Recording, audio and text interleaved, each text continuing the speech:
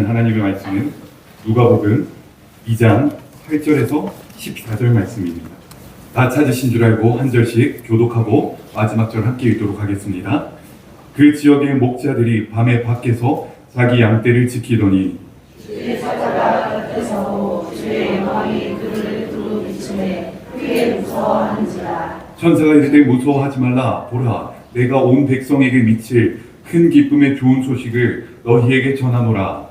오늘 다윗의 동네에 너희를 위하여 구주가 나셨으니 곧 그리스도 주시니라. 너희가 가서 강보에 쌓여 구유에 뉘어 있는 아기를 보리니 이것이 너희에게 표적이니라 하더니 그러니 수많은 천군이 그 천사와 함께 하나님을 찬송하여 이르되 함께 읽습니다. 지극히 높은 곳에서는 하나님께 영광이요 땅에서는 하나님이 기뻐하신 사람들 중에 평화로다 하니라. 아멘. 목사님 말씀 전하시겠습니다. 많은 은혜 받으시기 바랍니다. 할렐루야. 할렐루야. 무척 반갑습니다. 한 달 만에 이 자리에 서게 됐는데요. 기도해 주시고 또 빈자리를 또 마음으로 채워주시고 또 감사로 교회를 든든히 지켜주셔서 진심으로 감사를 드립니다. 이 시간에 주님 탄생하신 이 기쁜 마음을 가지고 우리 먼저 서로를 축복하면서 함께 인사 나누겠습니다. 앞뒤 좌우 손도 잡으시고 손도 흔드시면서 이렇게 인사할까요? 메리 크리스마스. 예, 메리 크리스마스입니다. 예, 제가 아직 온전하게 회복되려면 시간이 좀 더 필요합니다. 계속 기도해 주시고 같은 마음으로 함께 또 교회를 든든히 세워가는 우리 믿음의 공동체가 되기를 주님의 이름으로 축복합니다. 오늘은 예수님의 생일을 기념하는 크리스마스입니다. 여러분, 우리가 사랑하는 사람들의 생일을 맞이할 때 가장 먼저 무엇을 합니까? 맞습니다. 생일 축하 노래를 부르지요. 이 시간에 우리가 예수님의 생신을 맞이하여서 우리가 함께 이 자리에 모였는데 우리 함께 축하 노래 한번 불러볼까요? 우리 반주 한번 좀 해주시면 제가 노래를 못 불러요. 여러분의 제목까지 큰 소리로 함께 축하 노래 한번 부르도록 하겠습니다.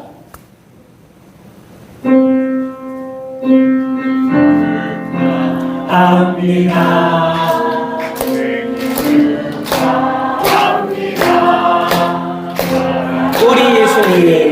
우리 예수님 생신 한 번 더 해볼까요? 생신 축하합니다. 생신 축하합니다. 축하합니다. 사랑하는 우리 예수님 생신 축하합니다. 다시 한번 축하의 박수로. 우리의 축하 노래를 예수님이 기뻐 받으셨겠죠? 네, 기뻐 받으신 줄 믿습니다. 여러분, 이렇게 생일을 맞이하면 노래를 부른 다음에 무엇을 합니까? 맞습니다. 선물을 주지요. 여러분, 예수님의 탄생을 우리가 축하하고 있는데 여러분은 어떤 선물을 준비하셨습니까? 봉투 준비하셨습니까? 네, 그것도 잘하셨습니다. 생일을 받는 사람들은 자기가 원하는 것을 받을 때 감동이 되지요. 여러분, 예수님은 무엇을 받기를 원하실까요? 저는 확신합니다. 우리 예수님은 정말 기대하고 정말 소망하는 것이 세상의 그 어떤 화려함이 아니라 세상의 어떤 그 물질이 아니라 바로 저와 여러분의 믿음과 순종의 삶을 기대하고 계신 줄 믿습니다. 왜 그럴까요? 그 어떤 것보다, 그 어떤 무엇보다 저와 여러분을 사랑하시기 때문입니다. 여러분 아멘이십니까? 그러므로 여러분 부탁드립니다. 오늘 이 시간 여러분이 최고의 선물이 되어 주십시오. 그리고 이 시간뿐만 아니라 여러분이 어딜 가든지 무엇을 하든지 하나님이 기뻐하시는 믿음과 순종의 삶을 나타내는 진정한 선물이 되시기를 주님의 이름으로 축복합니다. 그러면 여러분 어떻게 나 자신을 선물로 내어드릴 수 있을까요? 먼저 우리는 오늘 이 시간 예수님을 기뻐하는 예배자로 선물을 드릴 수 있습니다. 우리가 먼저 메리 크리스마스 인사했지 않습니까? 이 인사말에 우리가 예배자로 선물을 드릴 수 있다는 이 의미가 담겨져 있습니다. 여러분, 메리 크리스마스, 메리 어떤 의미가 있습니까? 즐겁다, 행복하다 라는 뜻을 가지고 있지요. 크리스마스는 크리스와 마스의 단어가 합해진 단어입니다. 크리스는 그리스도를 의미하고 마스는 예배, 경배, 축제를 의미합니다. 그래서 메리 크리스마스는 어떤 의미가 있습니까? 바로 예수 그리스도가 태어나신 것을 기뻐하고 경배하며 축제의 예배를 드리는 날이 바로 성탄절이다라는 것입니다. 그러므로 여러분, 하나님이 가장 기뻐하시는 선물이 무엇입니까? 나 자신이 정말 귀한 선물로 하나님께 올려드려야 되는데 어떻게 하나님께 귀한 선물로 올려드릴 수 있습니까? 이 기쁜 성탄절을 맞이하여서 세상에 누릴 수 있는 어떤 만족을 찾아 헤매는 것이 아니라 가족들과 함께 맛있는 음식을 먹으며 즐거워하는 것이 아니라 우리의 구세주이신 예수 그리스도의 탄생의 의미를 생각하고 그분의 탄생을 즐거워하며 또 축제의 예배를 드리는 것이 가장 하나님이 기뻐 받으시는 선물임을 기억하시기를 주님의 이름으로 축복합니다. 그러므로 한번 옆 사람에게 이렇게 권면해 볼까요? 성탄절은 예배하는 날입니다. 한 번 더 권면합시다. 예배로 성도님을 선물로 드리시길 바랍니다. 아멘이십니까? 우리가 전심으로 예배할 때에 우리 주님께서는 귀한 선물을 기뻐 받으실 줄 믿습니다. 그런데 성경을 자세히 보면 이 성탄이라는 의미 속에 반드시 우리가 기억해야 될 의미가 담겨져 있음을 우리가 볼 수 있습니다. 그것이 무엇이냐면 성탄 자체가 곧 우리에게 허락해 주신 선물이다라는 사실입니다.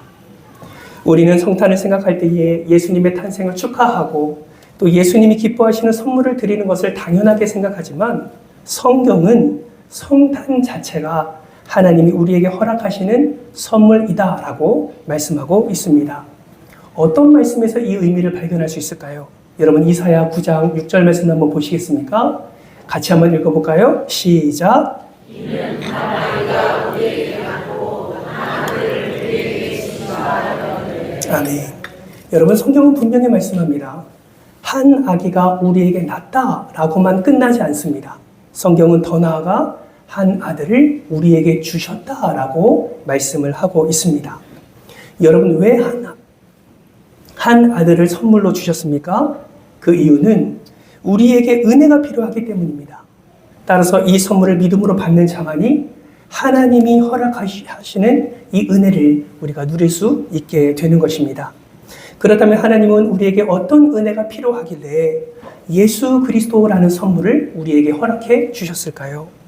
오늘 이 시간에는 탄생 속에 담겨진 복이 무엇인지 우리에게 허락해 주신 그 은혜가 예수 그리스도의 탄생 속에 어떻게 담겨져 있는지를 함께 살펴보려고 합니다. 바라고 소망하기는 예수 그리스도의 탄생에 담겨진 이 놀라운 복을 다시 한번 깨달으시고 매일의 삶 속에서 주님이 주신 복과 은혜를 풍성히 누리시기를 주님의 이름으로 축복합니다. 여러분 예수님의 탄생 속에 담겨져 있는 첫 번째 복이 무엇일까요? 그것은 바로 구원의 복입니다. 마태복음 1장 21절 말씀을 우리 같이 한번 읽겠습니다. 시작. 아들을 낳으리니 이름을 예수하라. 이는 그가 자기 백성을 그의 죄에서 구원할 것이니라. 아멘. 여러분 예수님이 왜 낮고 낮은 이 땅에 오셨습니까?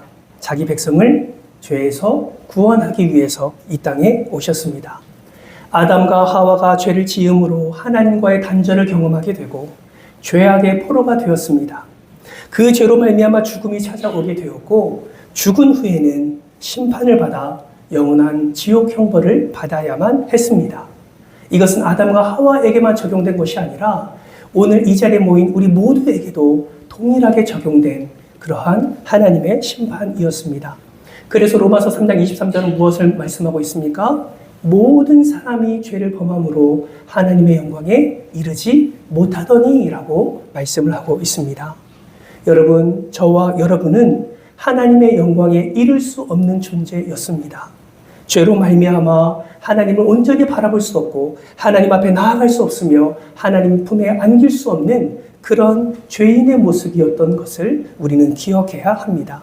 누군가가 그 죄값을 청산해 주어야만 인간은 하나님께 나아갈 수 있었던 것이죠. 그래서 하나님은 그 은혜를 우리에게 허락해 주시기 위해 우리의 죄값을 청산해 주기 위해 예수 그리스도를 우리에게 선물로 보내주셨습니다. 여러분 기억하십시오. 예수님은 하나님이 보내신 구원의 주이십니다. 그는 하늘 보좌 권세를 다 버리고 이 땅에 오셔서 모든 죄를 짊어지시고 십자가에 달려 죽으심으로 말미암아 우리의 죄값을 치루어 주셨습니다. 그러므로 여러분 누가 구원의 복을 받을 수 있습니까? 우리의 죄값을 대신 치르신 이 예수 그리스도, 우리의 생애 가장 최고의 선물인 이 예수 그리스도를 믿을 때에 우리는 구원의 복을 누릴 수 있는 것입니다. 그러므로 우리는 확신합니다. 이 땅에 오신 예수 그리스도를 믿는 저와 여러분 모두는 예수 그리스도로 말미암아 구원의 복을 이미 받아 누리고 있는 줄 믿습니다. 혹여나 이 자리에 함께 있지만 아직 예수님을 그리스도로 영접하지 못하신 분이 계십니까? 그런 분이 계시다면 꼭 기억하십시오. 우리에게 최고의 선물로 오신 예수님을 믿을 때에 모든 죄에서 구원을 받을 수 있습니다. 모든 멸망에서 구원을 받을 수 있습니다. 모든 저주와 모든 질병으로부터 구원을 받을 수 있습니다. 모든 사단의 세력으로부터 구원받을 수 있음을 기억하시기를 주님의 이름으로 축복합니다. 독일의 유명한 종교개혁가 마틴 루터는 이렇게 이야기를 했습니다. 우리 화면을 보면서 같이 한번 읽어볼까요? 시작! 그리스도 없이는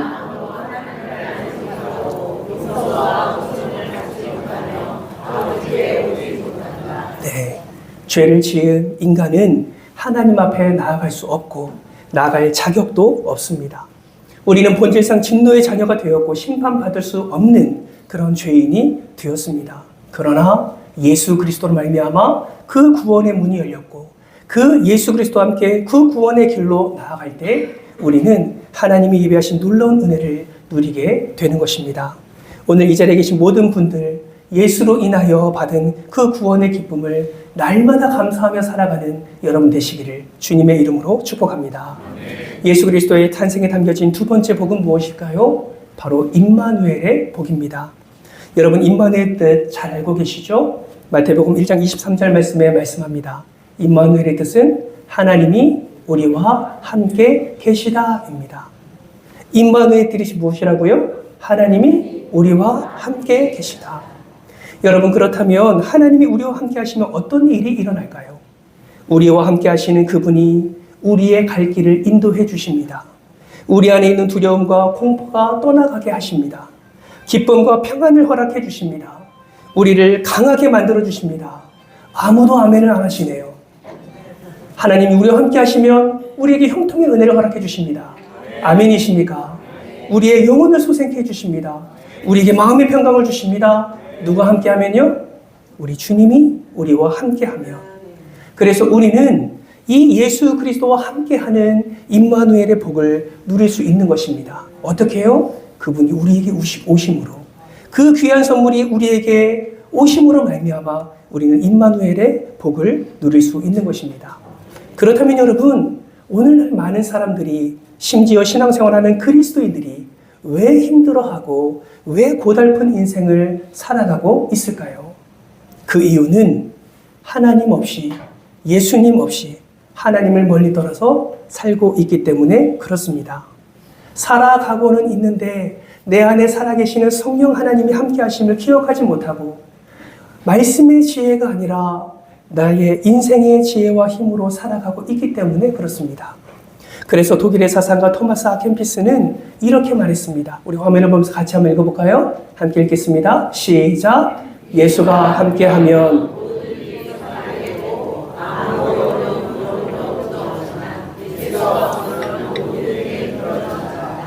사랑하는 성도 여러분, 여러분은 어떠십니까? 여러분은 예수님과 함께 살고 계십니까? 진정한 임마누엘의 복을 누리고 계십니까? 옛날 어떤 나라에 사냥을 아주 좋아하는 왕자가 살고 있었습니다. 그런데 하루는 사냥을 하다가 그만 낭떠러지에 떨어져 죽을 지경이 되었습니다. 그때 마침 그곳을 지나는 한 나무꾼이 그 왕자를 구해서 정성스럽게 치료한 후에 왕궁에 데려다 주었습니다. 그 임금이 어찌나 고마운지 나무꾼을 불러서 이렇게 말합니다. 내 아들을 살려주었는데 너에게 큰 상을 주고 싶구나. 내 소원이 무엇이냐? 무엇이든 간에 내 소원을 다 들어주마. 여러분이 나무꾼이라면 무엇을 구하시겠습니까? 이 나무꾼은 그 임금의 칭찬과 그리고 소원을 말하는 그 말에 이렇게 대답합니다. 임금님, 제가 할 도리를 했는데 무슨 소원이 있겠습니까? 그저 임금님과 함께 있는 것만으로도 저에게는 큰 영광입니다. 굳이 소원을 말하라 하시면 저희 집에 오셔서 하룻밤만 묵어 가시면 큰 영광이겠습니다. 이 말에 임금님은 흔쾌히 허락을 합니다. 그 다음 날부터 임금님의 행차를 준비하기 위해 어떤 일이 일어났을까요? 많은 사람들이 나무꾼의 집에 파송되어서 임금님의 행차를 준비하기 시작합니다. 좁은 길을 넓히기 시작합니다. 좋은 식사를 준비합니다. 나무꾼의 부서진 집도 새 집으로 수리합니다. 이 나무꾼은 어떤 소원도 이야기하지 않고 다만 임금님과 하룻밤만 지내기를 소원했을 뿐인데 그의 모든 상황이 달라졌습니다. 그가 사는 마을의 진입로도 달라졌고 환경도 달라졌고 집은 완전히 새 집이 되었습니다. 사랑하는 성도 여러분, 임금님이 행차하셔서 하룻밤만 잔다고 해도 이렇게 달라지는데 하나님께서 우리 마음속에 들어와 계시고 하나님께서 우리와 함께 하시면 우리가 얼마나 하나님의 사랑을 받고 우리 생활에 얼마나 큰 변화가 일어나겠습니까? 사랑하는 성도 여러분, 이러한 큰 변화, 큰 기적, 큰 은혜, 큰 평안, 여러분의 삶 가운데 예수 그리스도와 함께 하심으로 날마다 풍성한 은혜를 누리시기를 주님의 이름으로 축복합니다. 내 안에 예수 그리스도가 함께하지 않으시면 원수된 자는 끝까지 우리를 괴롭히게 될 것입니다. 하나님이 나와 함께 하시면 원수도 나를 도와주는 사람이 될 것입니다. 나를 도우려고 하는 그 사람이 그 성령 하나님의 인도하심에 따라 우리에게 때로는 도와주기도 하고 내 안에 예수가 없이 살아가는 동안에 그 나를 도와줬던 자들이 원수가 되는 삶을 우리는 살아가고 있습니다. 그러므로 여러분 이 말을 좀 기억해 보시겠습니까? 한번 따라해 보겠습니다. 하나님이 함께 하시면 원수도 돕는 자가 되고 하나님이 멀리 하시면 친구도 원수로 변합니다. 하나님이 함께 하실 때 우리는 은혜를 누리게 되는 줄 믿습니다.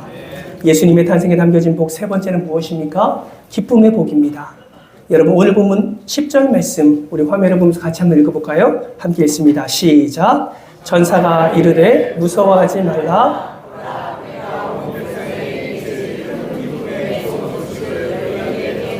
아멘. 여러분 예수님의 탄생은 우리 인간에게 큰 기쁨을 주시는 놀라운 은혜입니다. 오늘날 많은 사람들이 슬픔과 걱정 그리고 절망 속에서 살아가고 있습니다. 여러분 어떻게 해야 이러한 것이 아니라 주님이 주신 기쁨을 우리가 누리며 살 수 있을까요? 다윗은 시편 16편 11절에서 이렇게 고백합니다. 이 말씀도 같이 한번 읽겠습니다. 시작. 주께서 생명의 길을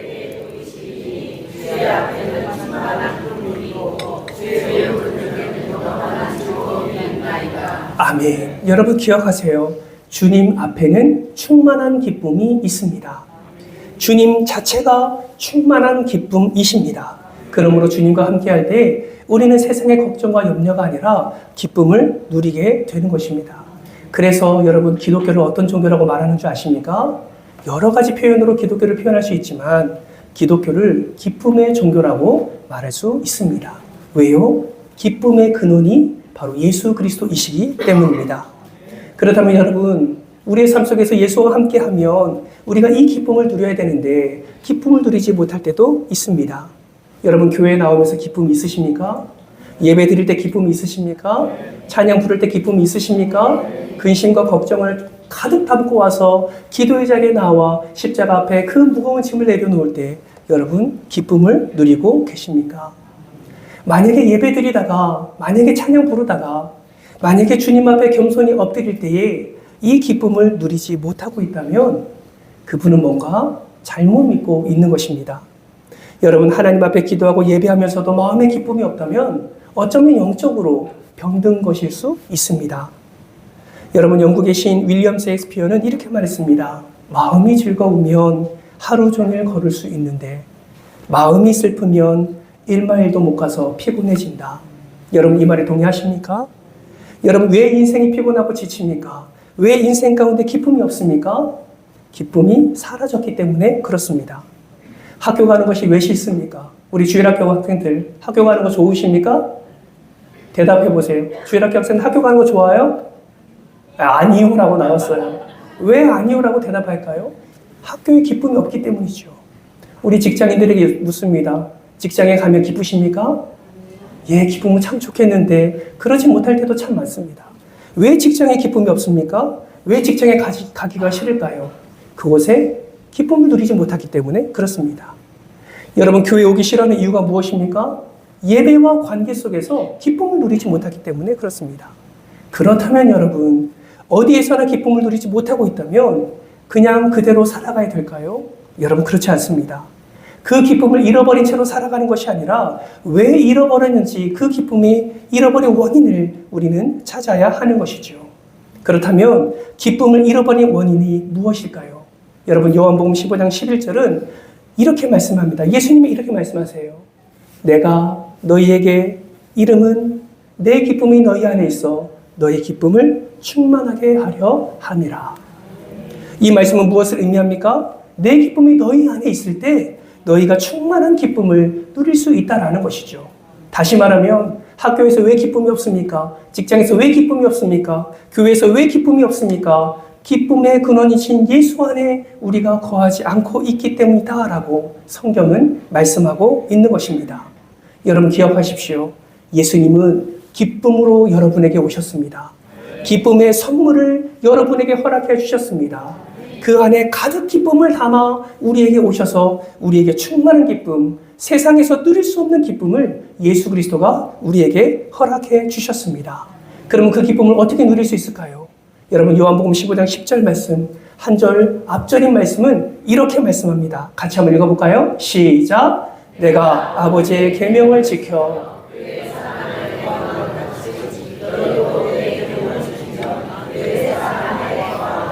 아멘. 여러분 예수님은 분명히 말씀합니다. 나는 아버지의 계명을 지켜서 그의 사랑 안에 거했어. 너희도 충만한 기쁨을 누리고 싶어? 그렇다면 내 계명을 지켜. 내 계명을 지키면 너희도 내 사랑 안에 거하게 될 거야 라고 말씀하고 있는 것입니다. 그러므로 사랑하는 성도 여러분, 지금 어디에서든지 기쁨을 누리지 못하고 계십니까? 세상에서 주는 기쁨보다 넘치는 기쁨을 누리고 싶으십니까? 그렇다면 어디에서든지 예수 그리스도의 계명을 지켜 예수 그리스도의 사랑 안에 거하시기를 주님의 이름으로 축복합니다. 예수님은 다른 계명을 말씀하지 않으셨어요. 새 계명을 말씀하셨습니다. 하나님을 사랑하고 이웃을 사랑하는 것, 온전히 하나님의 사랑 안에 거하는 것을 예수님은 지키라라고 말씀하셨습니다. 사랑하는 성도 여러분, 그러므로 오늘 이 시간 여러분의 삶을 한번 점검해 보시기 바랍니다. 내 안에 기쁨이 어디에서 없는지, 어디에서 잃어버렸는지 점검하시고 그 잃어버린 자리에 나아가 예수 그리스도를 부르짖으며 예수 그리스도 안에 거하시는 여러분 되시기를 주님의 이름으로 축복합니다. 예배 가운데 기쁨이 없으셨습니까? 그 기쁨이 회복되기를 축복합니다. 가정 안의 기쁨을 잃어버리셨습니까? 가정에서 그 기쁨이 회복되기를 축복합니다. 다른 길은 없습니다. 예수 그리스도로 말미암아 기쁨이 회복된다는 사실을 반드시 기억하시기를 주님의 이름으로 축복합니다. 예수 그리스도의 탄생에 담겨져 있는 복 네 번째는 평화의 복입니다. 여러분 오늘 본문 14절 말씀을 같이 한번 읽어볼까요? 시작! 지극히 높은 곳에서는 하나님께 영광이요 땅에서는 하나님이 기뻐하시는 사람들 중에 평화로다 하니라. 아멘. 여러분 이 말씀은 예수 그리스도의 탄생 스토리의 절정을 이루는 말씀입니다. 예수님의 탄생이 하나님께는 최고의 영광이 되었고 그리고 땅에서는 하나님이 기뻐하시는 사람들 중에 평화다라고 선포하고 있는 것입니다. 왜 이 말씀, 14절 말씀이 예수님의 탄생의 절정 부분일까요? 그것은 두 가지로 요약할 수 있습니다. 첫 번째는 이 말씀은 예수님이 이 땅에 오심으로 말미암아 하나님과 우리와의 관계가 평화의 관계로 바뀌어짐을 선포하는 말씀이기 때문에 그렇습니다. 죄로 말미암아 하나님과 단절된 우리가 예수로 말미암아 다시 연합의 은혜를 누리는, 다시 관계의 회복을 누리는, 하나님과의 관계에서 평화의 관계로 바뀌어지는 놀라운 선포가 이 14절 말씀에 기록되어 있기 때문입니다. 두 번째는 하나님과의 관계의 회복뿐만 아니라 사람들과의 관계도 평화롭게 바뀌게 된다는 놀라운 사실이 이 말씀에 기록되어 있기 때문에 그렇습니다. 예수 그리스도 말미암아 평화의 관계가 회복되어지고 그로 말미암아 하나됨의 은혜를 누릴 수 있음을 오늘 본문 14절은 말씀하고 있는 것입니다. 이 말씀뿐만이 아닙니다. 여러분 요한복음 14장 27절 말씀도 한번 보시겠습니까? 이 또한 같이 한번 읽겠습니다. 시작. 평안을 너에게 끼치노니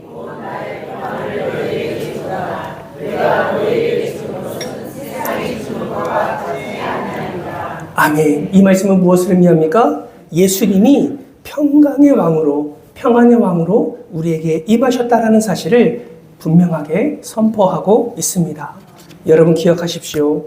예수님은 구원의 주이시며 임마누엘이시며 기쁨의 주이시며 예수님은 평강의 왕이라는 사실을 반드시 기억하시기를 주님의 이름으로 축복합니다. 그러므로 누구든지 예수 그리스도를 믿는 사람은 마음의 평안을 얻을 수가 있습니다. 지금 여러 가지 상황과 질병 가운데 어려운 마음을 품고 계신 분이 계십니까? 여러 가지 풀리지 않는 문제와 아무리 풀으려 해도 계속 더 단단히 묶여져만 가는 인생 가운데 여러분 마음 아파하는 이들이 있으십니까? 여러분의 힘으로 하려고 하지 마십시오. 여러분의 힘은 한계가 있습니다. 오직 모든 것을 평안으로 인도하시는 예수 그리스도께 모든 문제를 맡기시기를 주님의 이름으로 축복합니다. 여러분의 믿음을 드러내십시오. 예수님께 맡겨냄으로 드러내십시오. 그럴 때 걱정과 근심이 아니라 오히려 그 일을 통해서 역사하시는 하나님의 놀라운 기적을 여러분은 맛보게 될 것입니다. 여러분이 온전히 예수 그리스도를 바라보고 그 온전한 믿음으로 예수 그리스도를 붙잡을 때에 이러한 놀라운 평안의 복이 여러분의 삶 가운데 임하게 될 줄 믿습니다. 바라고 소망하기는 여러분의 가정과 직장과 사업장 모두가 예수 그리스도의 평안으로 가득 차기를 주님의 이름으로 축복합니다. 마지막 그리스도의 탄생에 담겨져 있는 복, 다섯 번째는 무엇일까요? 부요의 복입니다. 사도 바울은 고린도후서 8장 9절 말씀에서 예수님을 부요하신 이라고 표현하고 있습니다.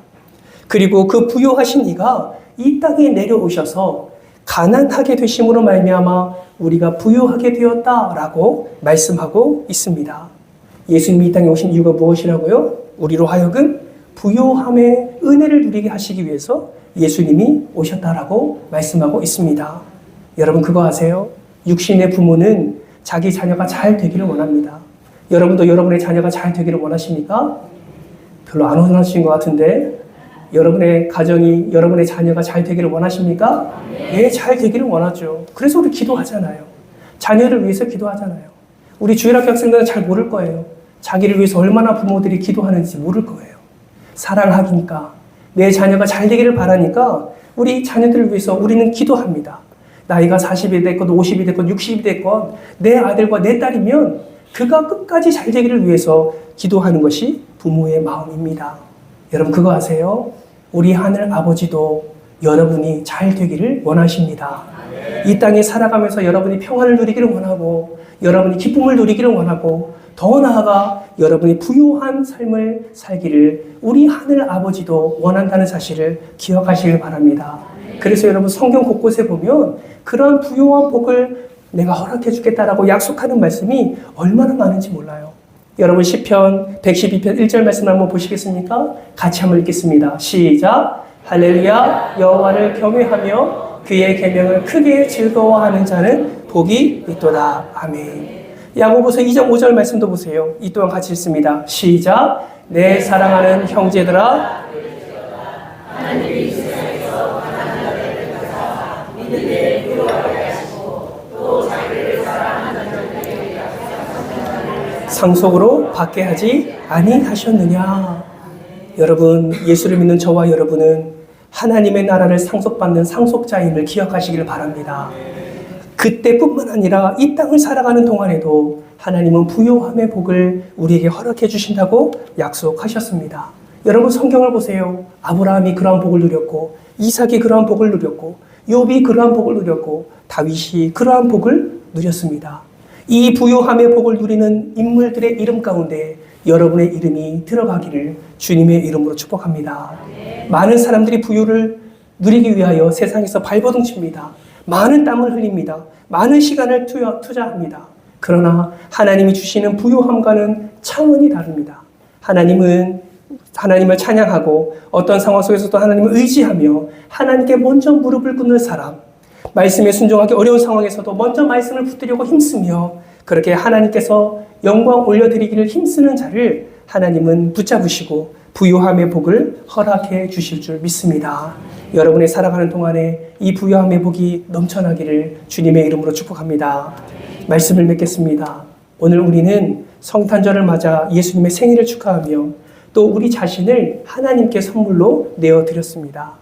그러나 가만히 생각해보면 예수 그리스도의 탄생을 통해 우리가 더 큰 복을 누렸다는 사실을 깨닫게 됩니다. 여러분, 예수 그리스도의 탄생 속에 담겨진 이 복, 이 은혜 어떻게 받으셨습니까? 무엇을 받으셨습니까? 우리는 구원의 복을 받았습니다. 우리는 임마누엘의 복을 받았습니다. 기쁨의 복을 받았습니다. 평화의 복을 받았습니다. 부욕해 하는 복을 받게 되었습니다.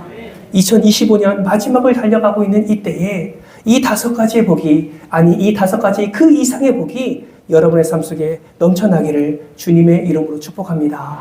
어떻게 이 복을 누릴 수 있다고요? 메리 크리스마스.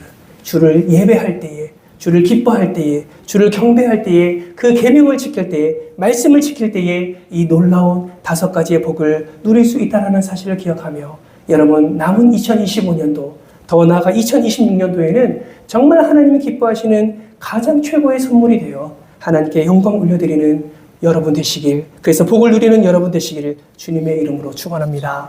이 시간 다 같이 말씀을 기억하면서 함께 기도의 자리로 나아가겠습니다. 예수 그리스도를 믿는 자는 이미 이 은혜를 받았습니다. 하늘의 모든 신령한 복을 받았습니다. 그렇다면 우리는 어떻게 이 은혜를 누려야 하겠습니까? 지금 현재 살아가고 있는 여러분의 삶을 한번 생각해 보시기 바랍니다. 내가 이 복을 받을 자격이 있는 삶을 지금 살아가고 있는지, 내가 정말 이 복을 받기 위해서 하나님께 전신함으로 그리고 간절함으로 엎드리고 있는지, 힘든 상황, 걱정과 불안 속에 끝까지 하나님을 붙들고 있는지 여러분의 삶을 한번 돌이켜 보시기 바랍니다. 그리고 이렇게 기도하지 않으시겠습니까? 주님, 내 삶의 가장 귀한 선물은 바로 예수 그리스도이십니다. 그 예수를 온전히 의지하기를 바랍니다. 나를 붙잡아 주사 온전히 주님께서 예비하신 이 놀라운 복 가운데 거하는 자가 되게 하여 주옵소서. 나를 불쌍히 여겨 주옵소서. 이러한 마음으로 우리 말씀을 기억하면서 이 시간에 주여 한번 외치고 통성으로 기도하며 나아갑니다. 하나님 감사합니다. 우리의 모든 것 되신 주님, 최고의 선물로 우리에게 찾아오신 주님, 내가 주를 먼저 바라고 부르기 전에 먼저 우리를 선택하시고 부르셔서 주의 자녀 삼으신 주님, 우리가 예수 그리스도를 믿을 때에 이 놀라운 복과 은혜를 누리게 됨을 다시 한번 말씀을 통해 살펴보았습니다. 예수로 말미암아 우리는 구원을 받았습니다. 예수로 말미암아 우리는 임마누엘의 복을 누리게 되었습니다. 예수로 말미암아 우리의 삶 속에 기쁨과 평안과 부요함의 복을 누리게 되었습니다. 소유하고 있음에도 누리지 못하는 어리석은 삶 살지 아니하도록 주님 불쌍히 여겨주시고 이미 약속하신 복 분명하게 성취될 줄 믿고 오직 예수 그리스도 안에서 이 5가지의 복을 충만히 누리는 우리 모두가 되게 하여 주옵소서. 우리 안에 기쁨이 넘치게 하여 주옵소서. 불안과 걱정과 염려가 아니라 평안이 가득하게 하여 주옵소서. 가난으로 허덕이는 인생이 아니라 부유함으로 더 많은 사람들을 사랑하며 더 많은 예수의 사랑을 나누는 그런 복된 인생들 되게 하여 주옵소서. 끝까지 믿음을 지켜 구원의 복과 임마누엘의 복을 충만히 누리는 우리 모두가 되게 하여 주시옵소서. 감사를 드리오며 사랑이 많으신 예수님의 이름으로 기도드리옵나이다. 아멘.